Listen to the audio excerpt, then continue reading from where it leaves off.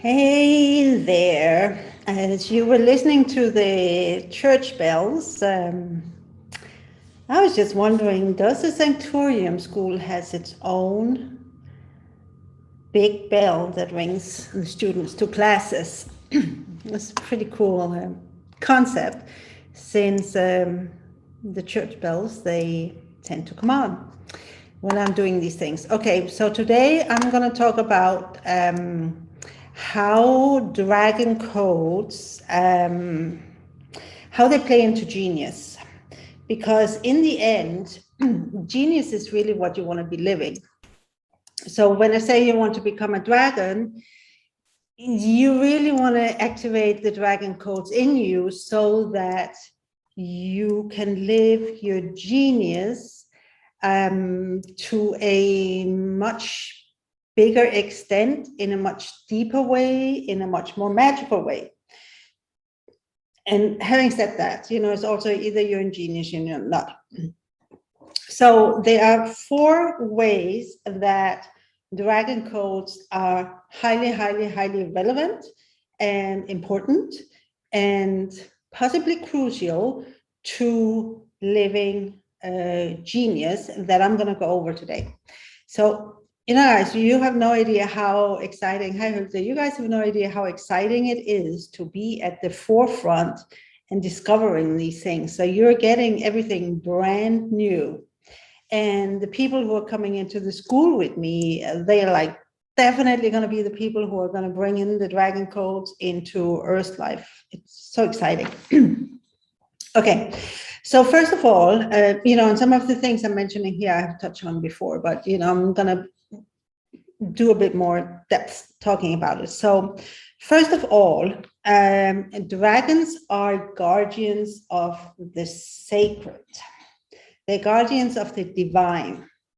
And I touched upon this from a slightly different perspective yesterday, where the divine is something that they are, so that is what they live. And it's like anything else than the divine kind of doesn't really exist. But what that means in practical terms, or in more practical terms, is that they protect the divine against anything shadow or human. Like the human is not divine, we are divine spirit in a human body. And our journey is about living the spirit matter that we are, free from the human condition. So dragons are phenomenal guardians of this, because with them protecting the genius, if you want to access genius and you are not pure in spirit, it's not going to be available to you. It's like genius is part of the dark consciousness, and the dark consciousness is purity. Purity is such a big part of it. We talk about supreme integrity and imperial standards and radical truth. But what it really amounts to is pure spirit matter. And dragons this is what they're made of. This is, what their life is about. Like, this is what they see. And which is, how to say that, because I don't want to go too much into an imagery like the dragon at the cave opening, that you have to pass. But it's also a helpful image, because the dragon is going to prevent you. The dragon codes of guardianship, like guarding the divine, are not going to allow you to get close to genius unless you have purified yourself. And the purification is a sacrifice. So this is a very famous biblical story of Saint George and the dragon. And in very short, the story is that a dragon came to a village, and the villager was, afraid of the dragon, that it was going to come and eat them, burn down the village, whatever. So they started giving it things to appease it, like an offerings, And first they gave like, all the things they didn't value so much. And then they, and maybe, even try to get the dragon to go away. But, they gave it more and more and more valuable trinkets and, like stuff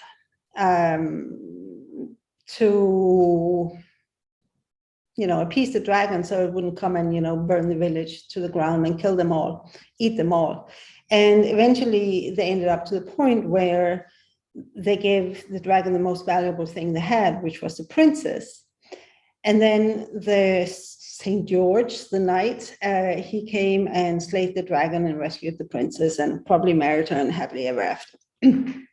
So there's some golden nuggets in the story about how the dragon is a guardian. And there's several things, and of course we don't want to slay the dragon. But if you think about it, it's like what the villagers gave to the dragon to get access, to appease it. I don't know if they wanted to get access to the treasure, it's like not part of the summary of the story I read. But they started with the things they valued the least. And then in order to make the dragon go away, they gave it like things it valued. They considered higher and higher and higher value. And if you flip that around and read the quotes in that, it's about sacrificing what the human values.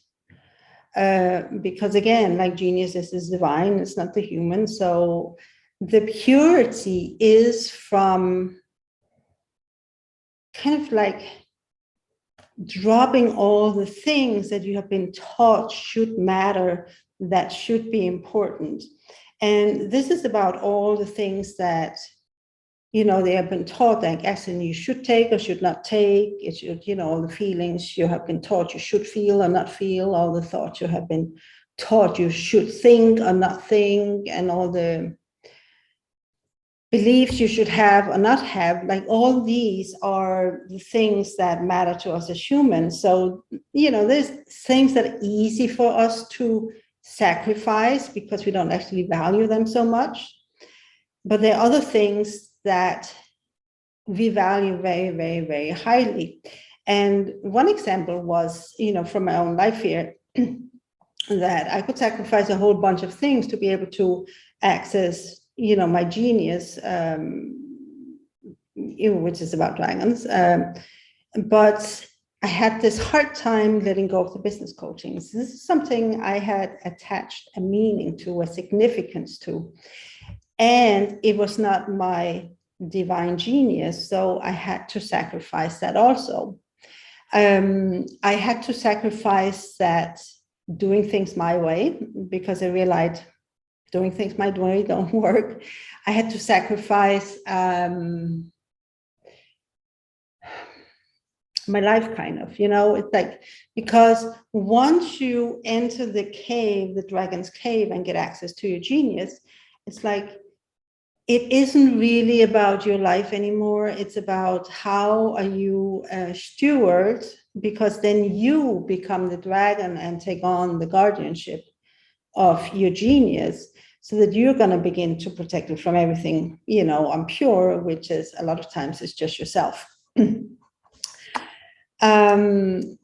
So in that guardianship of the sacreds, it's really a whole lot about saying no to things, right? It's like guarding the divine, guarding the sacred, which is like protecting your genius, against everything that's not pure, is about saying no, saying no, saying no, saying no, saying no, saying no to everything that you want to make matter, that you think should matter, that you feel should matter, that you want to give value to. Is like no, no, no, no, because the emptiness is like purity, like true purity is when you're completely empty of content, when you're completely emptied out of everything that matters, and you're just like an empty vessel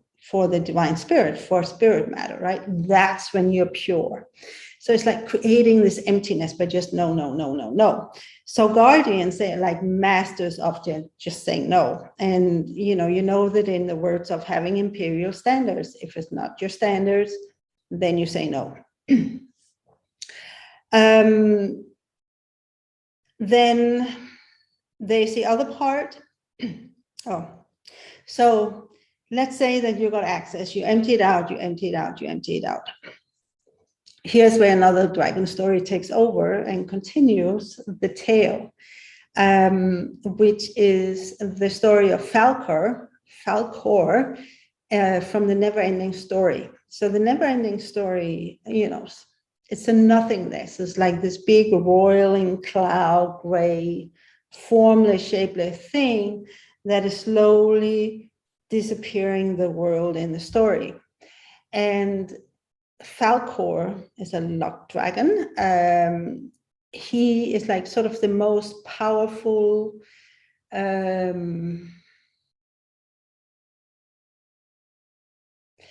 the word I'm looking for here. He's the most powerful stand against the nothingness. It's like he protects the other beings of the world. He protects the world from the nothingness for as long as he can. And then eventually the nothingness takes over him also. So the true codes here is, of course, that genius exists in the nothingness. Like when you get completely empty, when there's nothing left, when you have sacrificed it all, when you're completely pure, that's when there is a void inside of you. It's like there is a nothingness. And it is true, it has eaten your world because that was the sacrifice you made to be able to access your genius, right? So the nothingness did eat your world. But the point is that you wanted to do it. It's not a bad thing. It's a good thing, because when the nothingness eats your world, that's actually not true. It doesn't eat it, but you have to take the world away to create the nothingness. So that you become pure. Like in that nothingness is where you find genius. And so, I had this funny image here. So rather than Falkor protecting people from the nothingness, he's going to chase everybody into the nothingness, and then he's going to go into the nothingness himself and make sure nobody ever gets out again. Because in the nothingness is where your genius is. It's where your genius is.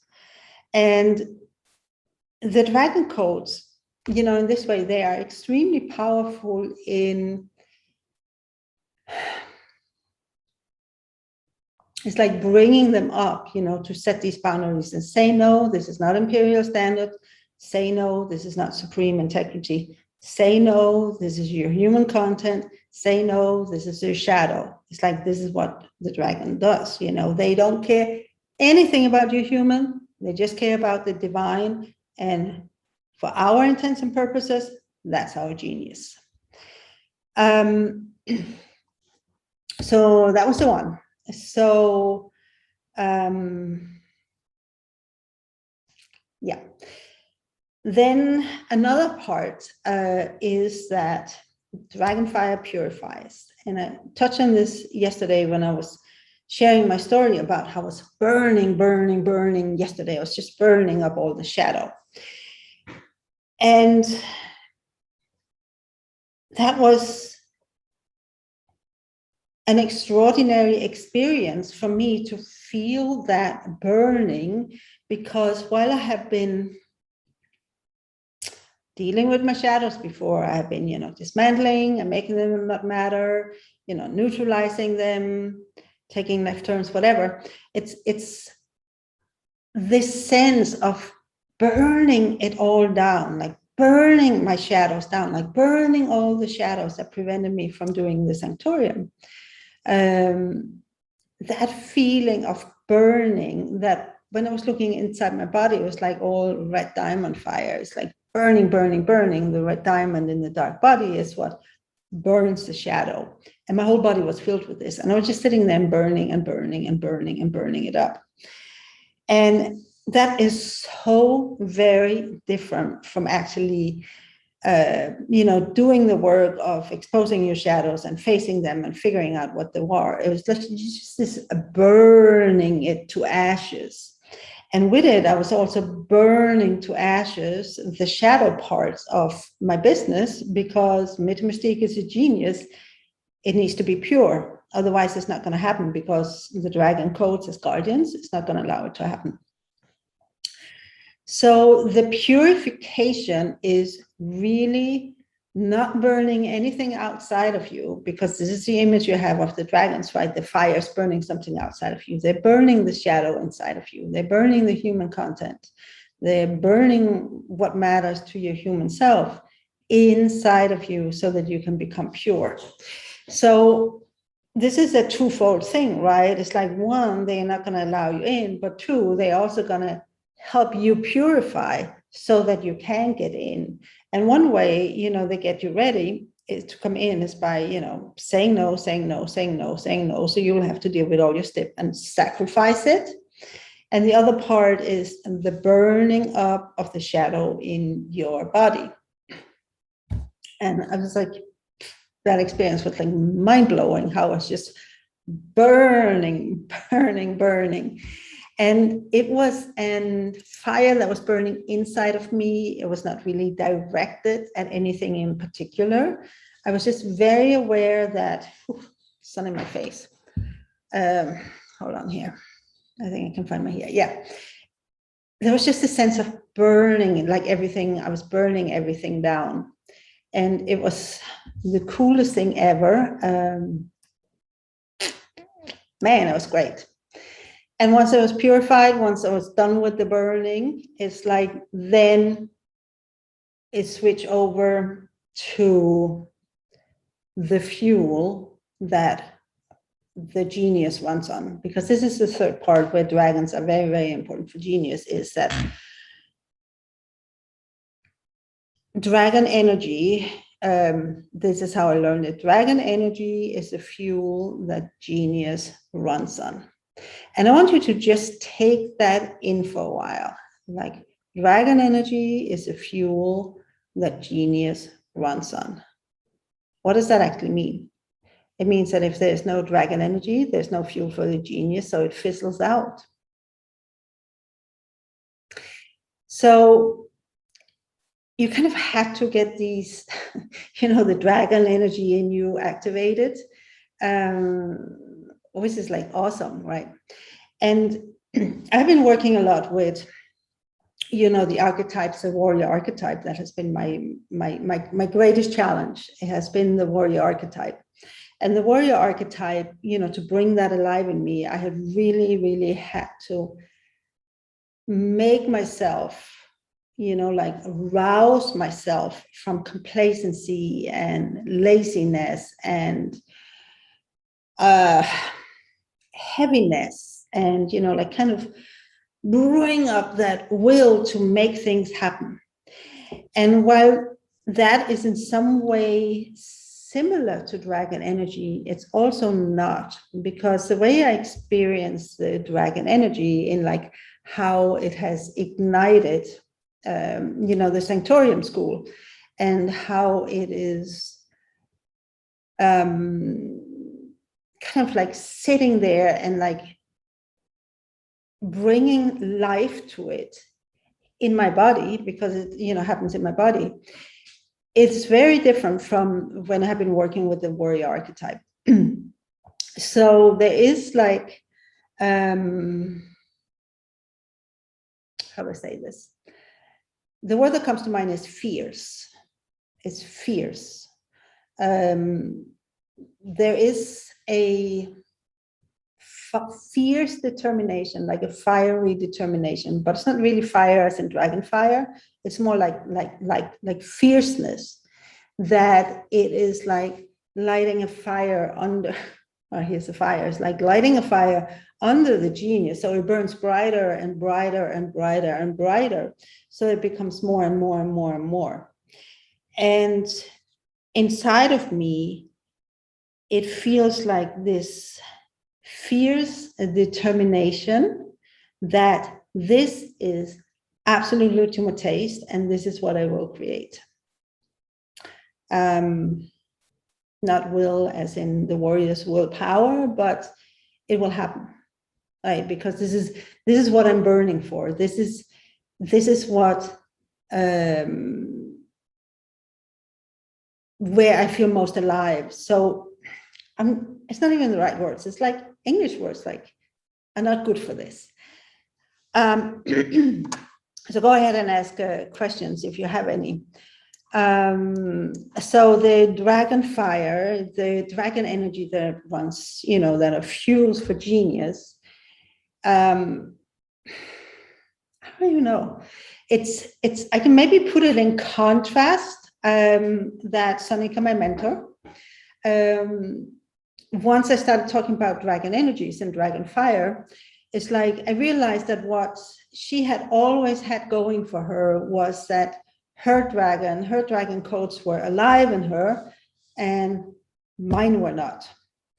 So it's almost like, what's the opposite of fire? It's like water, right? It's like a swamp, basically. So there was like no fire in me. There was no dragon codes active in me to ignite my genius and then keep it alive and keep it running. And it was like a shock. I mean, it was really a wake-up call when I saw it's like, wow, that's what she is going for her. And I have like 0 dragon codes, activated in me. None whatsoever. And this is not even that long time ago. So, you're getting it all as it's happening. It's like fresh and raw as it's happening. And I can't begin to tell you what difference it is making. It's like when the purification fire came to an end yesterday, I was wondering, so what's going to happen when it's finished? And instantly it turned over to becoming fuel. It just like flipped over, and instead of purifying me and burning, it became the fire to light my genius, to really bring it alive. And the fire in it is irresistible. It's like there's no way I can resist it. It's like brings so much life. I bring so much life to my genius. It's incredible. So, number 1, dragon is guardian of the sacred, which means the guardian of your genius. Number 2, it's purification. It burns down everything impure if you activate those codes, right? Number 3, it's the fuel that runs your genius, and it's the fuel that genius runs on. So my experience was, I'm just kind of putting this together right now, that I would get into my genius and then it will fizzle out. And I would get into my genius and fizzle out. I'll get into my genius and it was like fizzle out. It's like not a sustainable thing. And in hindsight, with what I know now, I'm sure me not having my dragon codes activated, like my dragon energy activated, to actually keep my genius alive is a big part of it, because just because there's a huge difference. It's very hard to put these things to words. So the last one is the dragon's hoard, or the dragon's treasure, which I think is one of the coolest part about dragons. It's like, ooh, what's my dragon's treasure? And I touched upon it yesterday. So dragon's treasure, dragon's hoard is magical, right? Because dragons are creatures, beings of magic. They're creatures of magic. They are pure magical beings. And we know that our genius is magic. No doubt about it. Like, genius is all about, magic, creating a magical life, creating the waking dream life. It looks like the signal is popping in and out here. So the dragon's treasure then becomes your unique brand of magic, which to me is, in different words, what kind of dragon are you? And I'm like a dragon, like a meta dragon. It's like really funny. It's like Seneca, my mentor, she at one point just found the metadragon.com domain for me. And I said, oh, I'm not quite ready to get that domain, but the whole concept of the meta dragon, right? So my magic, it's like my dragon magic is so much about dragons. At this point, it's about Earth mysticism. And I have a sense that there is something else beginning to trickle in. I just seen the first glimpses of what that might be. But it's really about everything that's mystical. And to me, again, like your genius is like the most glorious mystery to actually live, because it's so personal to you. So this is why the whole dragon codes thing, because dragon things makes it easier for you to live your genius, because trust me on this, it's not as easy as it sounds like. So your dragon hoard then becomes your treasure is the very specific brand of genius, and that the very specific codes that come through you, which are sourced in your genius field. But it's like how they come through you to, how they echo out into the genius world. So for my mentor, it's totally about money. For one of my clients, it's totally about resort styling. For another one, it's about, like making people psychic. So there is, how do I say this? So a dragon's treasure, like a dragon, in the old stories, want to build the treasure higher and higher and higher. And this is really the same thing that you want to do with your chest, with your genius, right? You want to activate more and more and more of your very own, very unique genius magical codes. The 6 o'clock bell. And this is what you're going to build your treasure from. And this is what the Sanctorian school, this is why instantly when the Sanctorian school landed, I just knew this is my dragon's treasure. This is my dragon's hoard, because this is what I'm going to build. And I can't even explain to you what exactly about it. It just feels like something is like a pile. I'm going to bigger and bigger and bigger and bigger. And that's very unique to me, the Sanctorian school. You're going to have your own version of a dragon's treasure. And that is very much what the Sanctorian school is going to be about, because even if it's a lot about dragon codes, it is ultimately about you and your genius. So it's like igniting it, activating it, submitting to it, folding into it, giving different expressions, becoming intimate with it, like knowing the myth of it, being able to recognize it, what does it look like in pictures? How does it want to come out? And it's a 1-year school. And when I think where I was a year ago, I was like, I haven't even stepped a foot into my genius yet. I had barely begun to think about it. I was still mired in the shadow alchemy world. I hadn't gone into the dark yet where the genius lives. It was like there wasn't even a dragon in sight, at that time. It was like a year ago.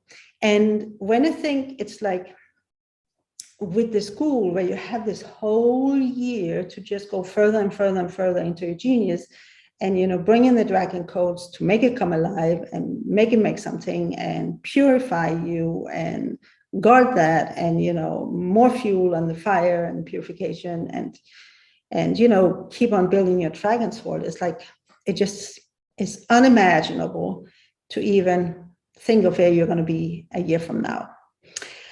So in the school, there's going to be 16 workshops, so one every 2 weeks, except for right around Christmas. It's like 6 hours. We have 6 hours together in a day. And we're always going to start with talking about some of the dragon codes, the two that is going to help, you know, with your genius. And then it's going to be helping you get into your genius. And we are going to talk about the guardian dragon. We're going to talk about the dragon in the void. This is like the first module. It's like 2 workshops, which are called activating your dragon. The second module is like divided into 4 modules. The second one is called Dragon Myth, which is about the true codes of dragons. And we're going to dive into some of the old myths. So, for example, the Chinese dragon was very associated with the imperial throne, with the emperor of China. And there's like an enormous amount of codes in that. So we are going to go into that. There's what is dragon power? What is the true power of dragons? What is the loyalty? You know, again, more about the hoard, you know, the dragon's treasure. We are really going to begin to bring your genius out by having you submit to it.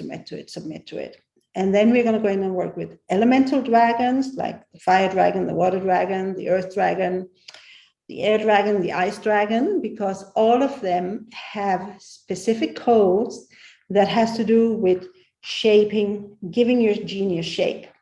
Because your genius wants to be expressed into the world. That's the whole point, right? We are creators, we create. And so the codes of the elemental dragons are helps you create better works of art faster. It's not that you can't do it, you know, or a 20-year lifetime. It's just like really, really collapsing time. Here's like dragon portals was another part that was coming in. Because dragons, they just like pop through portals very, very easily. It's one of the dragon myths we're going to go into. And these are all different, you know, think of each workshop as a different portal to go deeper and deeper into your genius. And then the last part is where it's about you becoming a dragon, which is like dragon smite. You're smiting the world, the dragon side, the dragon fight, because you're going to fight for this, and then the flight. So you completely fly free. So this is the Sanctorium School, which is all going to be about your genius, but via your dragon codes, because dragon codes matter a lot when it comes to genius. So you have the option of getting the whole school in for the whole year. The price is an awesome price. It's like $25,000 for the whole year. There's 16 workshops of 6 hours each, and we will have an online space where we can talk in between. Now, if you can't do that, you have the option of, you know, buying it bundle per bundle per bundle, but then the online space is not part of it. And, you know, the price is going to be a whole lot higher. It's going to amount to like $32,000. But $25,000 for the whole year, it's totally doable. And the place you're going to be in a year from now with your genius, you can't even begin to imagine.